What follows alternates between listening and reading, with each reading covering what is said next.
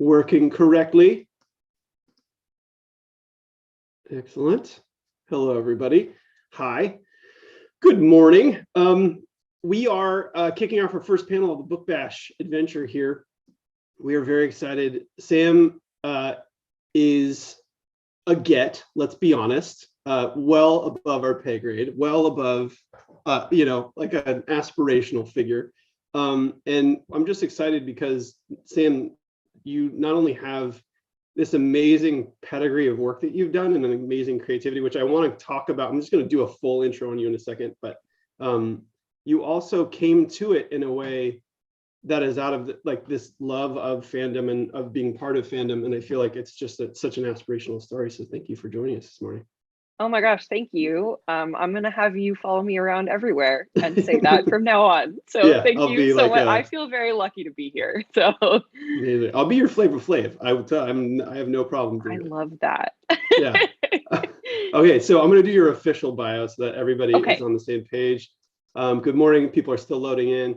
Hello, everybody. Welcome to this incredible panel. So Sam Maggs is a best-selling author of books, comics, and video games. She's narrative lead for Wizards of the Coast's digital publishing licensing division and has written for games like Call of Duty Vanguard, which OMG, I love playing, and you did an amazing job. Of Tiny Tina's Wonderlands and Marvel's Spider-Man. Sam is the author of many YA and middle grade books like The Unstoppable Wasp and so many. I mean, we're going to put out a link actually because you should pick up, there's audiobooks. We worked with Libro FM this year. We're going to send you a link and you can go check out all of her titles that are there. You also,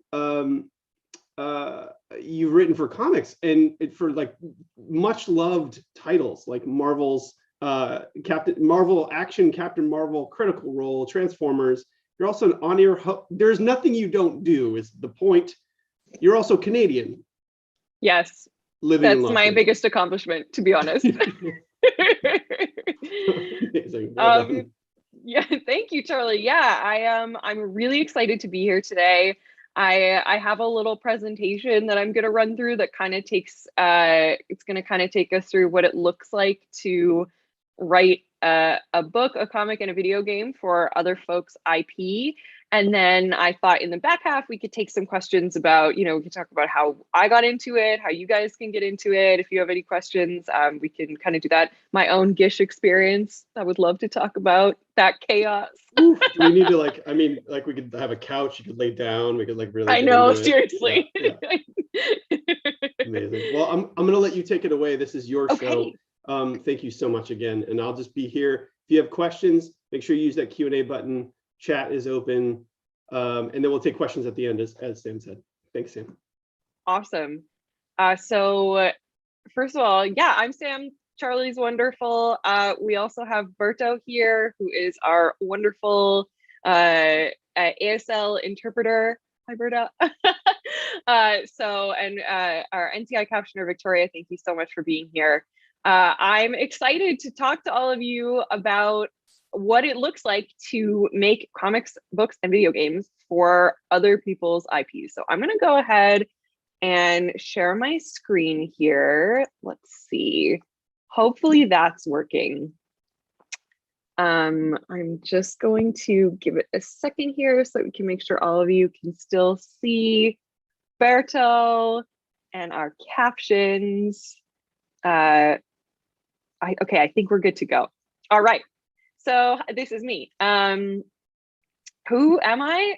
That's me. So like Charlie said, I came to this from fandom. I was a big fan first. That picture of me dressed up as Captain Marvel is from 2009 when I was in college. I'm like 21 there. And that's me now with my Captain Marvel book. So I came to this very organically. My first fandom was Stargate SG-1, which is, I don't know, either very cool or very embarrassing, depending on who you ask. So yeah, I've just always been a big geek, loved playing video games growing up. I came to comics a little bit late in college, because if you know anything about comics in the 90s, you know that they weren't necessarily for like young girls, or didn't seem like they were. But so I feel very fortunate that I get to do this for a living now, especially after I grew up writing fan fiction of the West Wing, because I'm very strange and broken. I think it's also important to note that, you know, it's important to represent women and non-binary people both on the page and behind the page, because we need to sort of recognize that over half of the people who attend Comic-Con are women or non-binary people. Over half of the people who play video games are women and non-binary people, but only 16, I believe it's like 16% of comic creators and 21% of video game creators are women. So you can see the disparity in the creator balance there versus the people who are consuming this media. So we need more people of all different perspectives and backgrounds and experiences creating the things that we love to watch and read and play. So I very much encourage all of you to go for it. So what kind of stuff have I made? Let's take a look. So this is just these are my creds. Charlie kind of like introduced me already, but I've written a couple of novels, one for Marvel Press called The Unstoppable Wasp, which is about Nadia Van Dyne, which is Vandyne, and a book called Conquest, which is actually based on my experience doing GISH quite a few years ago. Conquest is about two 11-year-old twins at a Comic-Con, loosely based on San Diego Comic-Con, who have to compete in a scavenger hunt while they're there. And the scavenger hunt is based on GISH. The person who runs it is loosely based on Misha, which I've never mentioned before, but if you read it, there's a lot of not so veiled allegories to supernatural in there and stuff. So yeah, I wrote a book about GISH, basically. I've also written nonfiction books about women in the history of science, math, engineering, and technology, women who did things on their own and who did things with the support of a squad. I've also written graphic novels. Tell No Tales is my own IP, so we won't be talking about that too much today. But if you are an Our Flag Means Death fan, this is a book about queer pirates, so might I recommend that. I also adapted Rainbow Rowell's wonderful novel Fangirl into a manga. The second volume of that comes out this year, so that was a really fun IP adaptation and my first time working in the manga space, which was very cool. And then I also write comics. So as Charlie said, I've written for lots of different IPs like Captain Marvel, Transformers, My Little Pony, Star Trek, all across the industry. So I've been very lucky to do all of those things. So, oh yeah, and video games. I also make video games. This is sort of out of date, but I make a bunch of video games too. So we'll talk about that. So I want to show you first what it looks like to make a novel. So Conquest actually is an example of professional fan fiction. The publisher came to me with an idea. So they came to me with an IP idea, which was basically two kids at Comic-Con doing a quest of some sort. And I said, sure, I can run with that. And so from there, I created an outline.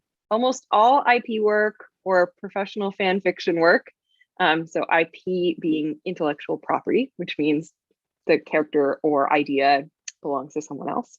Unfortunately, I do not own Captain Marvel, although if they want to sell it to me, I would be interested for the low price of free. But yeah, so you always start with an outline because there are lots of people on all levels who have to approve of your ideas. In this case, it was just my publisher at Macmillan. In the case of something like Marvel, a Marvel comic for IDW, my editor at IDW has to like the idea. And then the Marvel folks also have to be on board with it, which makes sense because it's their character. They know what works for them and what doesn't, and they also have to protect their brand. So always start with an outline for IP work. So here you can see I'm plotting out what happens in each chapter, what the emotional arc is in each chapter for each character, and then also each of their scavenger hunt, quest items that they check off in this chapter. You can see that they're very GISH-esque, I might say.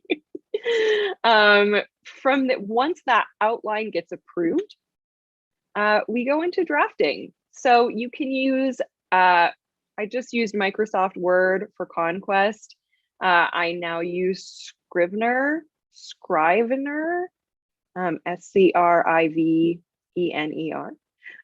which is great for drafting. But I knocked something out. This for me is the hardest part of any project. I'm a perfectionist. I know lots of writers are perfectionists. It can be hard to get out of I just noticed a typo on this very page that I'm using as an example. So this hurts me now. But for me, the trick is to just barf as much onto the page as possible, because yes, Berto, exactly. You can't fix something until it exists. First drafts are supposed to be kind of garbage. So it's okay to just get something down so that you can fix it. So I get down the manuscript, I send it to my editor. It comes back like this. So this is a manuscript with edits at a sort of substantial or top level. So if you guys write fan fiction, these are the kind of notes you get back from like your first beta readers. These are the bigger notes that are like, this plot doesn't make sense, the character arc isn't working. We also brought on a sensitivity reader because one of my main characters here is on the autism spectrum. And so we brought in an autism sensitivity reader to make sure that I was representing that experience as authentically and, respectfully and well as possible. So we get all these notes. I fix them and we go back and forth. This can take several drafts. Once we're happy with the content, it goes on to what's called copy edits. So now you can see my publisher's formatted it into like, it's looking like a real book now, which is cool. And copy edits are someone with totally fresh eyes goes over it and they have this whole little code. You can see all their little like symbols on there and stuff, which mean like, I have to use a decoder when I'm going through copy edits. But it's basically someone who reads this for continuity purposes, to make sure that all my spelling and grammar is good, to make sure that I haven't said someone's wearing a blue shirt the page before I say someone's wearing a purple shirt, because my editor and I tend to go a little blind, like page blind after a while. You tend to start missing things. So it's great to have someone fresh take a look at it to catch all the things that we miss. And once that happens, we put it into the full version and it becomes a real book. So this is the final page of Conquest and what it looks like in the actual book itself. So pretty simple process for writing novels. I would say that novels are the most solitary of the projects that I work on. Yes, I have an editor. In this case, I had an IP holder.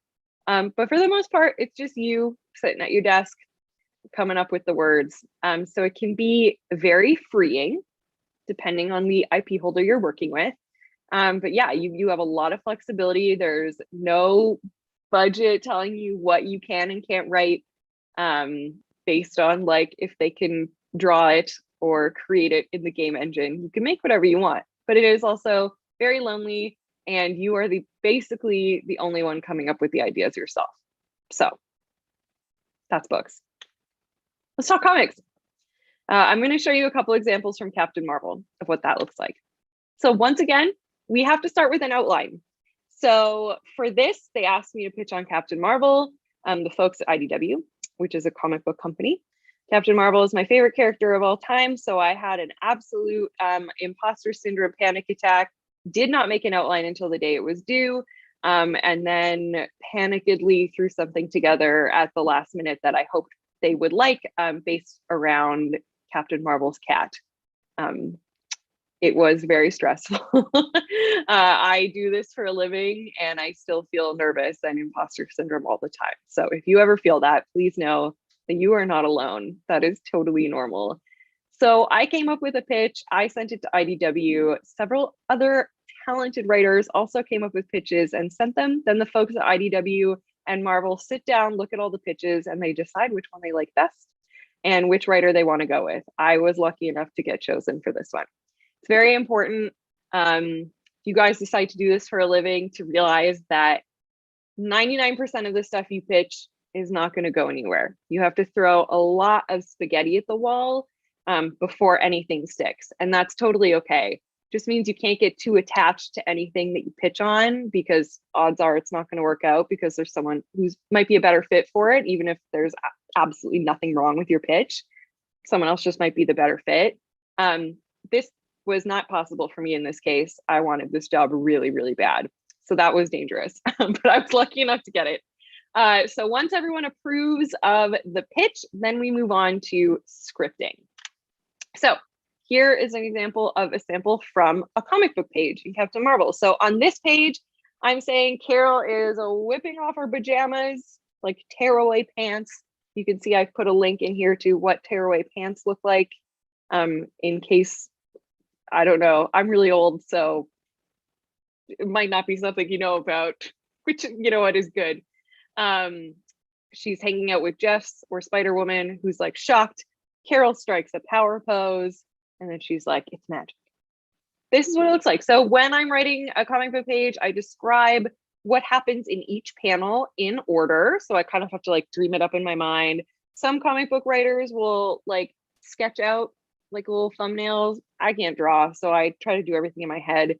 I also try to leave the descriptions a little flexible or a little bit vague, so that my artist has a lot of flexibility or creative agency when they come onto the project. And then you also have to number your dialogue boxes, or like speech bubbles or little thought boxes, because the person who comes on to letter the comic, to add all the words in, needs to know in which order you need to be reading them, which depends on how they lay it out on the page. So this is what the script looks like. That's going to go back and forth again, first between me and my editor at the comic book company. So in this case, IDW. When me and my editor are happy with it, again, then it goes to the IP holder. Then Marvel's going to come back with notes like, Carol probably wouldn't say this. We can't use this character because XYZ reason, if they even give you a reason. Sometimes they will, sometimes they won't. If you're working with Star Wars, they probably won't. Stuff like that. Once the script is in a good place, it then goes to the artist. So when I'm working on IP projects, or like professional fan fiction projects, essentially, I don't have a lot of contact with the artist. Typically, the comic book company chooses them, again, in collaboration with the IP holder. And then my editor works with them primarily. So I don't really talk to the artist a lot. But in this case, the artist was Sweeney Boo, another Canadian, who is wonderful. And this is what that final page looks like from that script, which is pretty impressive. So you can see that my job is, listen, I'm just lucky to be here. The real talent is in the art, I have to say. Our comic book artists are incredible. But this is what it looks like. I'm going to take you guys through a little bit more of a detailed process on how we get from A to B here with the art. Okay, I'm going to have a little coffee first because it's a little early. So this is an example of a page from another Captain Marvel comic. This time she's hanging out with the Wasp. And again, on the left, you can see the example of my comic book script. In this case, there's a lot more dialogue and a lot less art description. So this is my page. Again, the artist was Sweeney Boo. So once my script is approved at the both comic book and IP holder level, it goes to the artist. Starts with what we call thumbnails or pencils. So this is basically where the artist sketches out kind of like a rough draft, basically, of what they want the pages to look like. They're called pencils because in the olden times, they used to do this in pencil with paper so that they could erase and make changes easily based on feedback from our editor and our IP holder. A lot of this stuff is done digitally now, so pencils, but this is what it looks like. Same with my script. These are going to go through several rounds of revisions with the editor and with the IP holder. Folks at Marvel are going to be like, let's work on the costume. We got to change this. We can't use this, XYZ. Once that's approved, we move into inks. Again, in olden times, at this point, this is where the artist would take an ink pen and draw over their pencil lines so that it's like locked in. Some people still work like that. A lot of this is done digitally. So Sweeney just draws over basically her sketch with a more solid brush. I don't know, I'm not an artist. Listen, you can see the difference. So the art is locked in at this point. Now, this is where we bring in a colorist and a letterer. So potentially the person doing the drawing might also work as the colorist. Depends on the project. So this is where the letterer comes in and where I get input again as the writer. So the letterer, whose job it is to put all my dialogue from my script onto the page, does that. At this point, I get what is essentially, it looks like this. And I get to take a look at everything and compare it to my original script to make sure everything looks good. First of all, I need to make sure that the way the human eye reads English is left to right, top to bottom, typically. Unless you're reading a manga, of course, in which case it's reversed. But for Western comics, that is the order. So I need to make sure that everything is flowing correctly. That's what letterers are really good at. It's their whole job to kind of understand how a person's eye follows the text on the page. I also need to make sure that all the words match up with my script. Sometimes things get lost in transposition, which is a totally normal human error that happens. And sometimes they'll have translated things perfectly and then I'll just hate it. Be like, this doesn't work like this anymore. There's too many words here. This punctuation isn't good. Let's take out this bolding. Let's cut this bubble altogether. I get to give some feedback at this point, which is cool. Then we bring in the colorist. Sometimes there are two colorists, a flatter and a colorist. A flatter is someone who comes in with essentially like the equivalent of the fill bucket in paint and puts in all the flat colors. The colorist will then come in and add in all of the like detail work, essentially. Again, sometimes that's both the same person. Sometimes that's the same person who illustrated it. In this case, it was a very talented gal named Brittany Peer. So our wonderful colorist came in and brought the whole thing to life. And you can see this is the finished page. So a long way from my initial script, but that's the way in which we make comics. So as you can see, comics is a lot more of a collaborative process than novel writing. Even though with IP work, I don't get to work directly with the artist too much. I leave enough space in the script that they have creative freedom to work with our IP holder and with our editor. And on something like Captain Marvel, this was a Marvel Action line, which was an all ages line. I have to sneeze, so sorry about this. Allergy season in Los Angeles. And I'm a big allergy riddled nerd. Sweeney actually got to design an all new original costume for Captain Marvel. So she worked with the folks at Marvel Comics to create an all new character design for Carol Danvers. So gave her a new haircut, gave her this awesome costume with the pauldrons, which I'm obsessed with. And they even made a toy out of it eventually, which was pretty cool. So if you are an artist as well, if you're doing IP work, you might get the creative freedom to do stuff like that, which I think is pretty cool. The last thing we are going to talk about is video games, and then we will open it up to Q&A, and we could just have a chat about everything. So there's 4 different kinds of game writing. essentially. And I will say that video games are like a booming industry right now. It's only getting bigger. It makes more money than movies, music, and books combined, which sounds fake, but is true. So if you are thinking about getting into professional writing and you want a career that is stable, has health insurance, is essentially a tech job with a 9 to 5, is going to give you like, is going to pay you well enough to pay your rent, game writing is a great option. Now, game writing has the least freedom of all three of these, I would say. In the novel, again, it's just you coming up with stuff by yourself, tons of freedom. With the comic, again, you're working more directly with the IP holder, so there's a little more of a box that you have to work in. Now, I like working within the box because to me, there is nothing more intimidating than the blank page and knowing that you can create anything at all. What I love about IP work is that you have this framework. I always know what Peter Parker is going to sound like. I know who that character is. I know where he lives. I know what setting he's in. I know generally all of that world building and character building is already done. It's the same reason that I used to really like writing fan fiction, because all I had to, the characters in the world already existed. Then I just got to play with the dolls and move them around and make them do, you know, put them in scenarios that I would like to see them in, make them learn lessons that I think it would be important for them to learn. So I actually really like the box.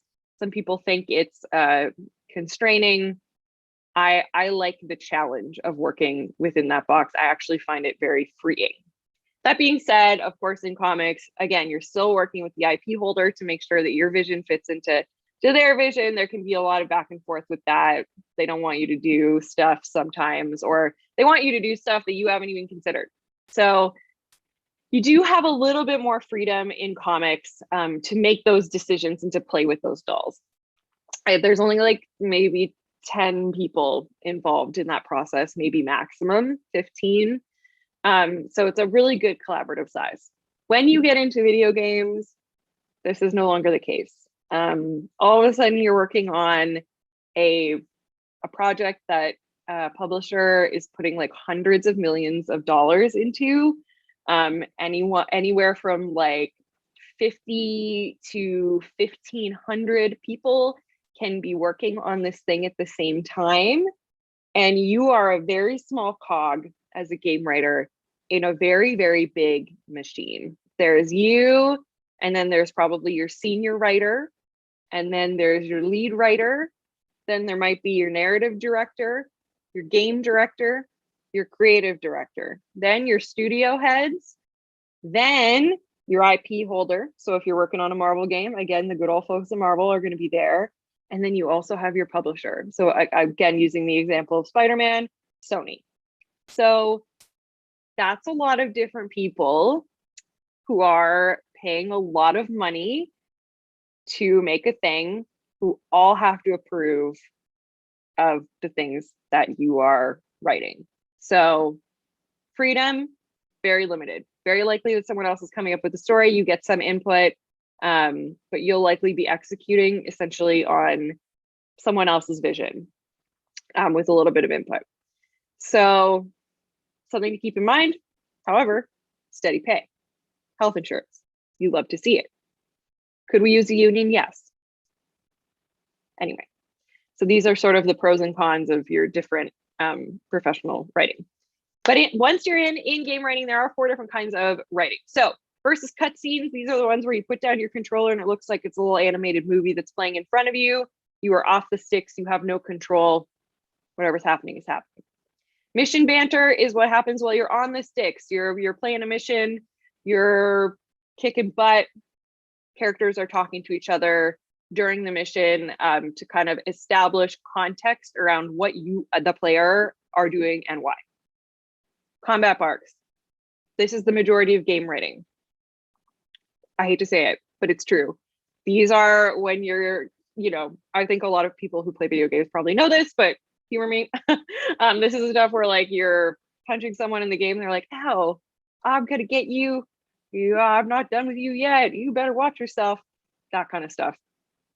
And then there's games that have branching conversations. These are games that have dialogue choices. So if you've ever played a Dragon Age, a Mass Effect, stuff like that, these are essentially like the choose your own adventure style video games, and they branch basically. So they start here, and then depending on options, they branch into these big like pyramids.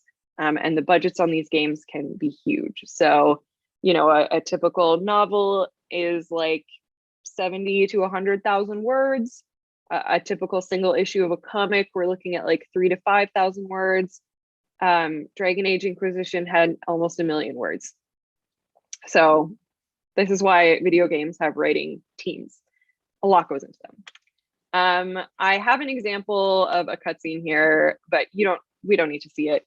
You guys know what a cutscene looks like. I'd rather save time for questions and answers. But for cutscenes, we write them in a program called Final Draft.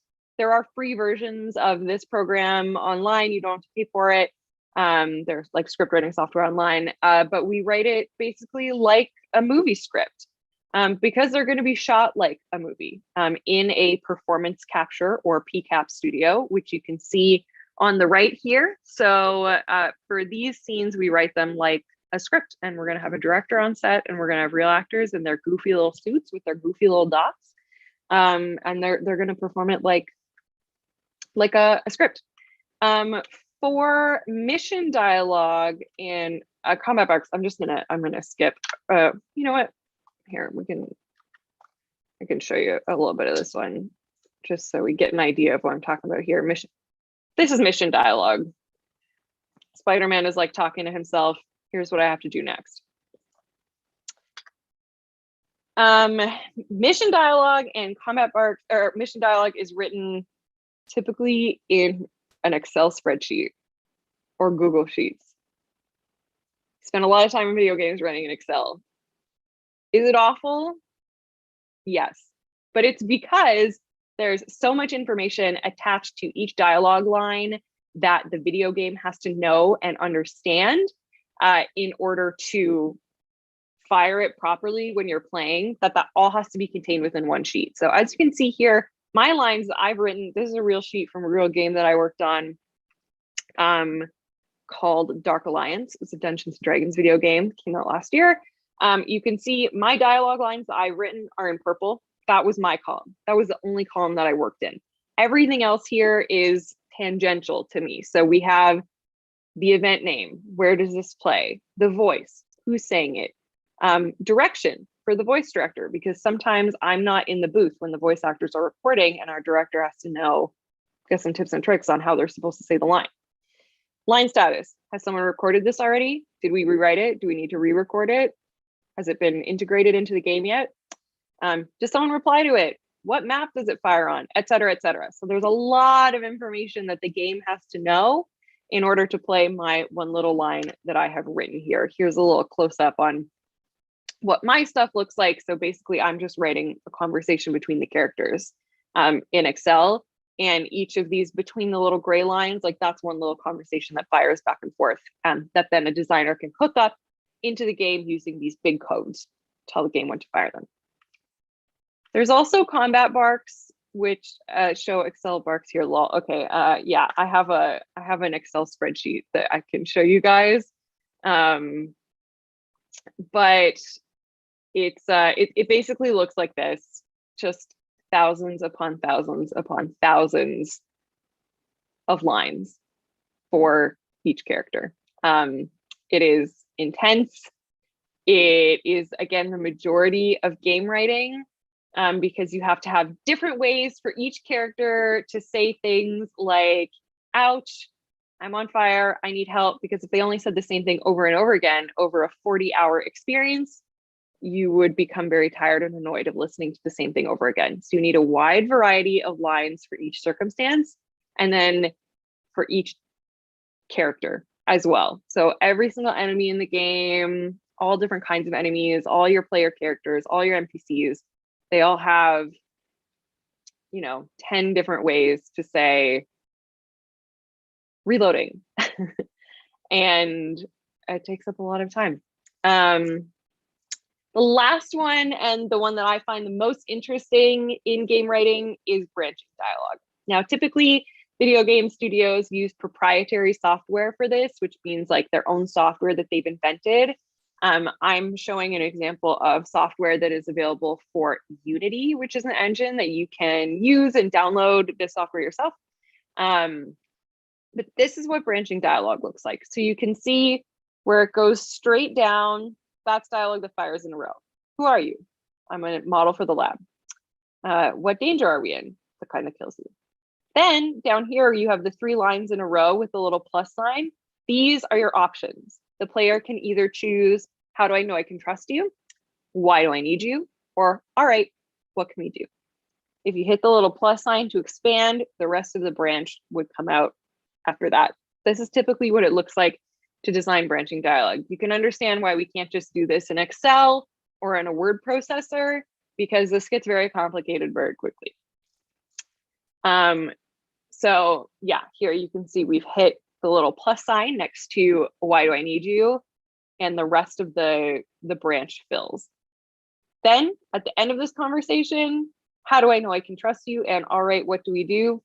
Repopulate at the bottom. And then you can go back up to the little plus sign here or down to here. So it all interconnects on itself if you build it properly.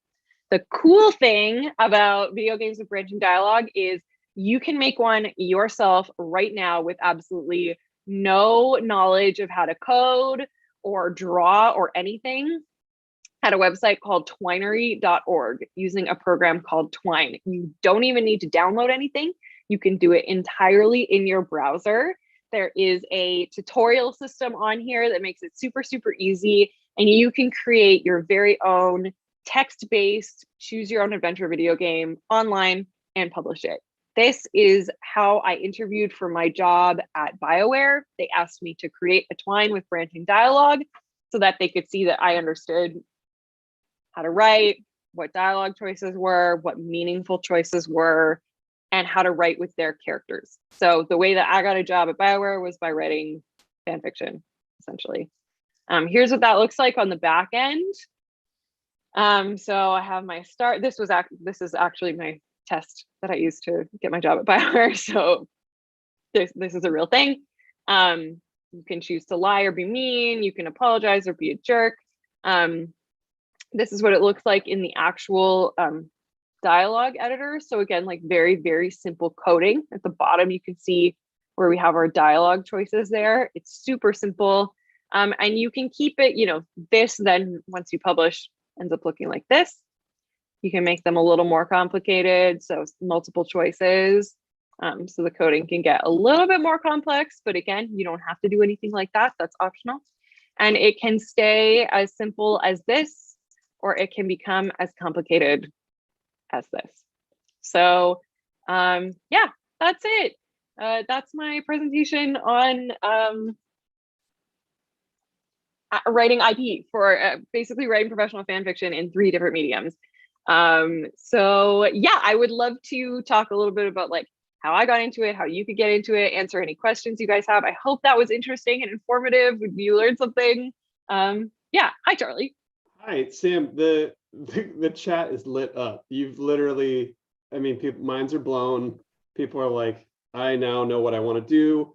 I do want to work in video games. I don't want to work in spreadsheet. Like you've literally helped people in so many ways. It's incredible. Oh my God, I'm so glad. Okay, yeah, awesome. People are jazzed. So there's questions in the Q&A box. Maybe we can just go through a few of those and I can just shoot them at you. Yeah. Just to chat real quick, because there's been this part definitely lit up.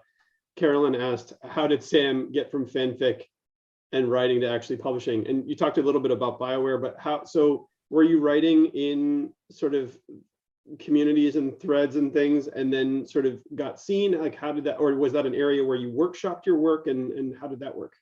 Yeah, this is a great question. So I went to school for English. I always knew that being a writer was the only thing I was any good at. It was the only thing I had any talent at. So I was like, I guess this is what I'm doing. I can't do sports or anything else. So this is the thing. And I was so obsessed with all these like fantasy. I wanted to like create the things that I loved,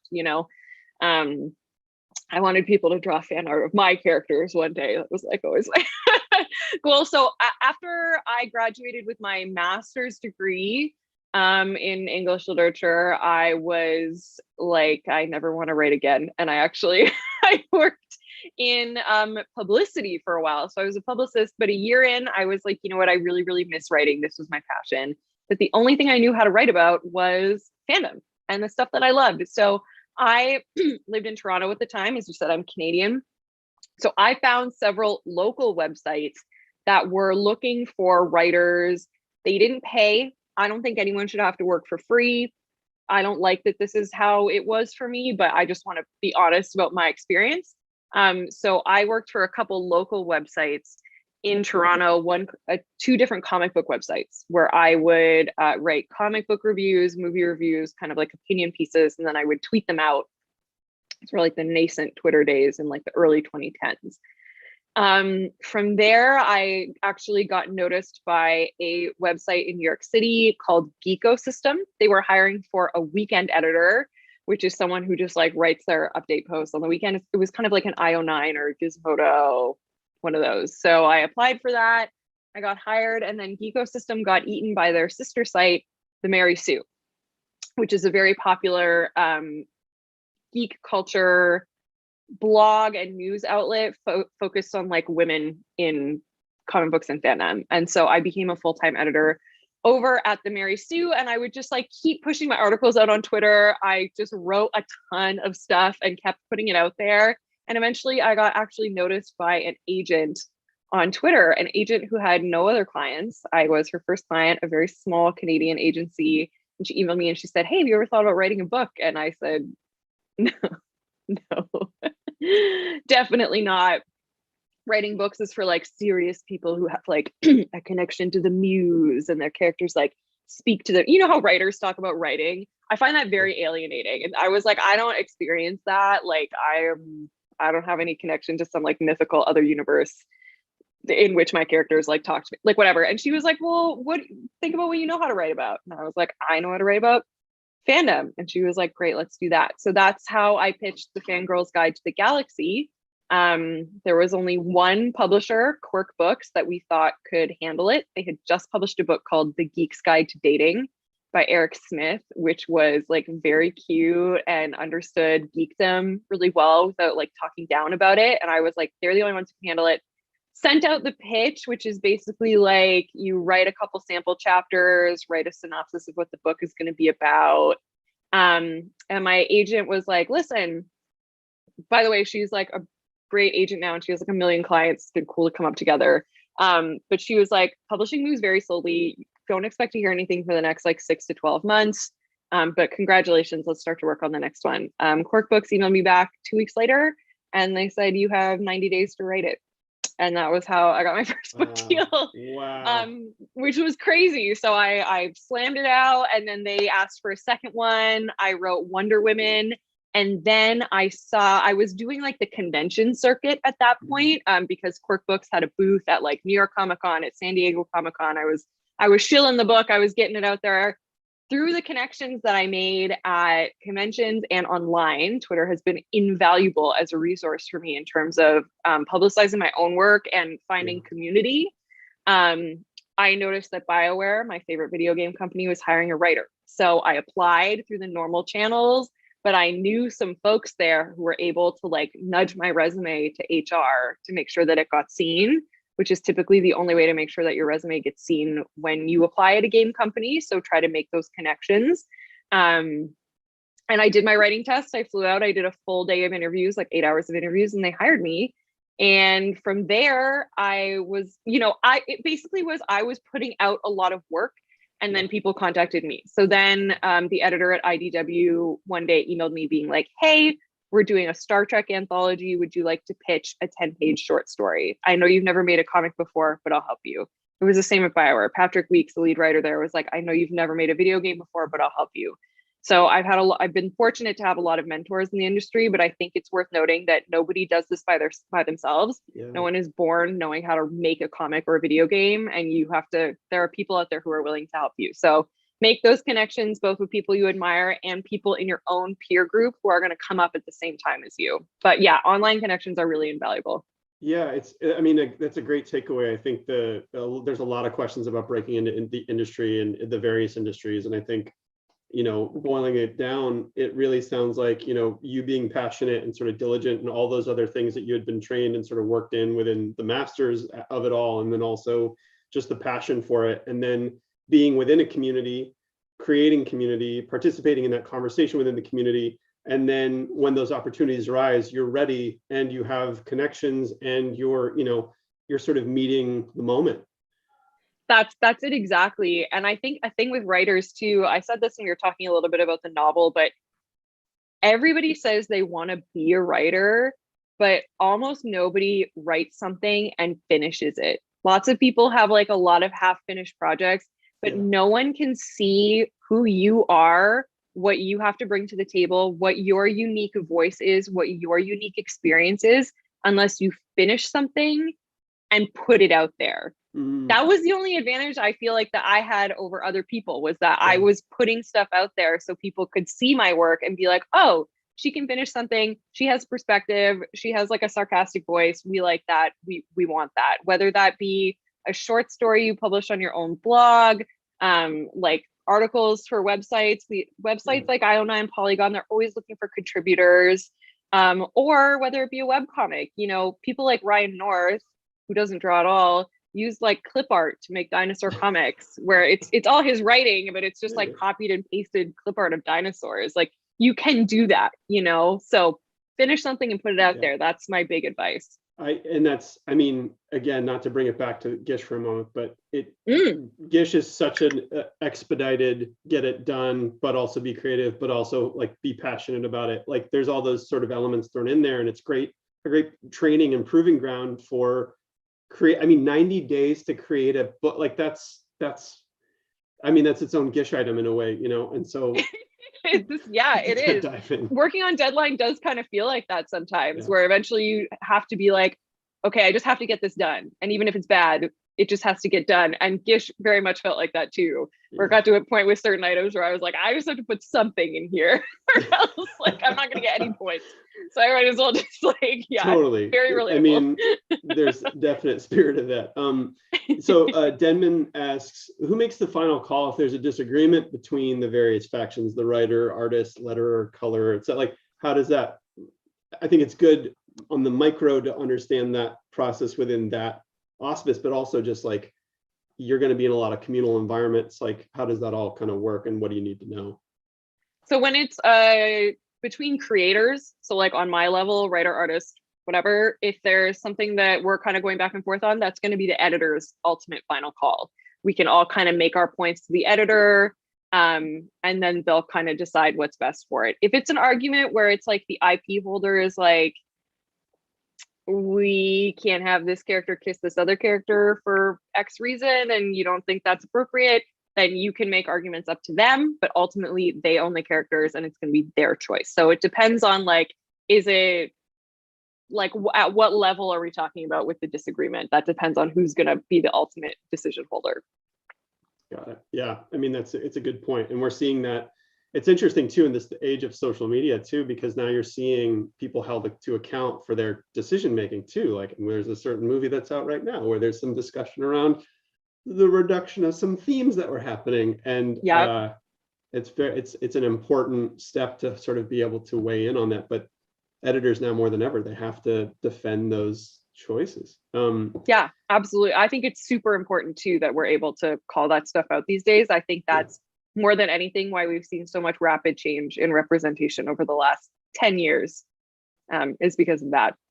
Yeah. Totally. First of all, Carrick 17 loves your wallpaper. Just wanted to pass that along. Oh, thank you. Yeah. This is my first house, and I was like, what's the farthest thing from gray rental walls I can get? And it was this. So I was so very excited.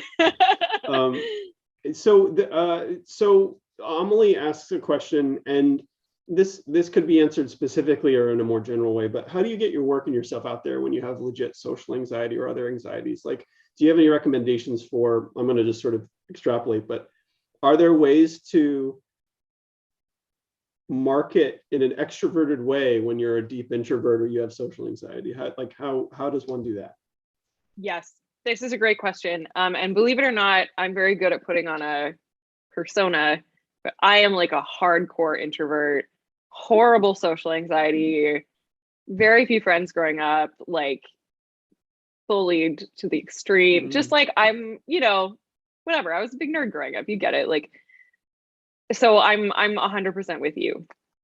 The first thing is that the internet is great for that. You can see it in people who are emboldened to say all kinds of shit they would say on the internet that they wouldn't say in real life, otherwise, good or bad.